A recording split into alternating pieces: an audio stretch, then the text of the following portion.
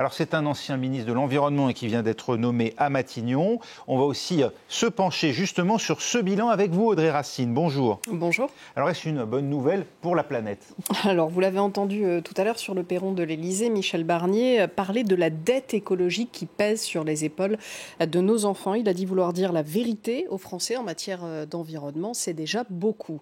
Michel Barnier, vous l'avez dit, a été ministre de l'Environnement. C'était sous le gouvernement d'Édouard Balladur de 1993 à 1995. C'était son premier poste ministériel, mais ce n'est pas un portefeuille au hasard qui lui avait été attribué. Il s'était déjà illustré par une politique tournée vers l'environnement dans sa circonscription de Savoie.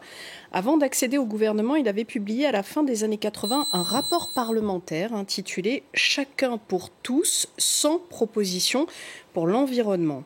Cet engagement de Michel Barnier, il s'est traduit dans les faits lorsqu'il était au gouvernement, puisqu'en 1995, il a fait adopter la loi relative au renforcement de la protection de l'environnement, appelée loi Barnier. Cette loi, elle va poser les bases en France du droit de l'environnement. Elle va protéger les populations des risques de catastrophes naturelles en établissant des dispositifs de prévention et en créant un fonds de prévention.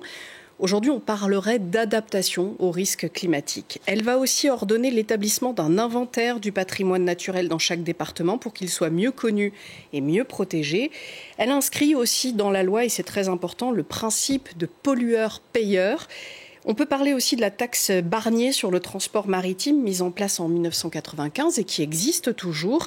Lorsque vous prenez un bateau de tourisme à destination d'une aire protégée, eh bien, vous devez vous acquitter d'une taxe qui correspond aujourd'hui à 7% du prix du billet et qui sert à protéger l'espace qui sera visité.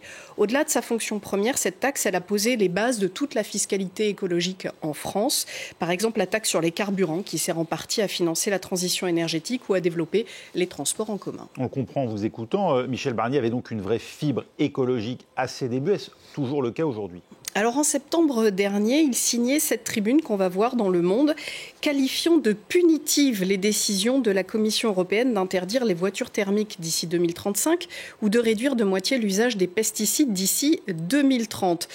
On serait tenté donc de dire non. Est-ce que cette prise de position, elle est étonnante ? En fait, pas tant que ça. Ce qu'il regrette dans cette tribune, c'est l'accumulation de mesures européennes limitant les atteintes à l'environnement, qu'il compare avec envie, il faut bien le dire, à la politique américaine de Joe Biden, qui, je cite, incite à produire écologique plutôt que de punir l'industriel et le consommateur. Michel Barnier est un libéral et pour lui, la transition écologique, elle doit se bâtir avec l'outil financier par des investissements. Et vous allez voir qu'il ne défend pas pour autant les pesticides. Entre 2007 et 2009, il est cette fois dans le gouvernement de François Fillon au poste de ministre de l'Agriculture. À l'époque, il avait défendu feu le plan Écophyto de réduction des pesticides et il avait résisté aux pressions des lobbies de la chimie et de la FNSEA.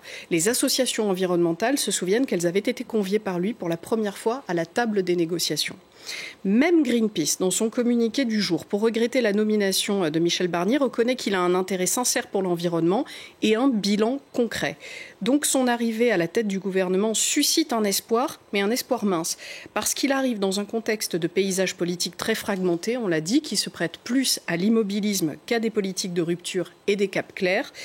Et parce qu'il y a des messages très clairs envoyés par le gouvernement sortant pour ne pas faire de l'environnement une priorité, comme ce récent projet de budget du gouvernement démissionnaire. Selon la lettre d'information contexte, Gabriel Attal a envoyé à ses ministres démissionnaires des plafonds budgétaires et Christophe Béchu, le ministre de la Transition écologique, a été pour le moins surpris du régime assez drastique qui lui a été imposé.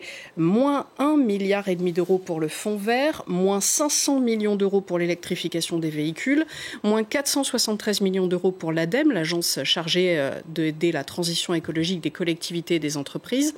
La réaction du ministère de l'écologie à ce budget serré, je cite, « Les orientations évoquées ne permettraient pas de garantir un financement efficace de la transition écologique. » La France, elle n'est qu'au tout début de sa transition écologique. Tout reste à bâtir. Et pour cela, il faut effectivement des investissements. Michel Barnier en est tout à fait conscient. Mais pourra-t-il, voudra-t-il en faire une priorité ? On aura un début de piste avec la composition de son gouvernement. Merci Audrey Racine. En tout cas, beaucoup d'attentes.